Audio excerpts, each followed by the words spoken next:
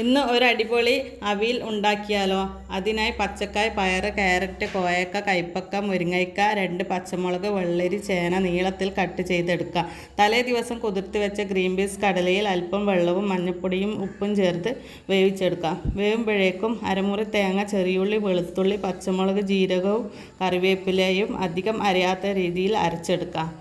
ഒരു ചട്ടിയിൽ കഷ്ണങ്ങളെല്ലാം മഞ്ഞൾപ്പൊടിയും പാകത്തിന് ഉപ്പും വെള്ളവും ചേർത്ത് വേവിക്കാം. വെള്ളരിയും ചേനയും ഇടാൻ മറന്നുപോയി, അതും ചേർത്ത് അല്പം വെളിച്ചെണ്ണയും ഒഴിച്ച് ഒന്ന് വേവിച്ചെടുക്കാം. അധികം വേവണ്ട. കഷ്ണങ്ങളെല്ലാം വെന്ത് വന്നിട്ടുണ്ട്. അതിലേക്ക് വേവിച്ച ഗ്രീൻ പീസ് ചേർക്കാൻ നന്നായി ഇളക്കുക. അതിനുശേഷം അരപ്പ് ചേർത്ത് നന്നായി ഇളക്കി യോജിപ്പിക്കുക.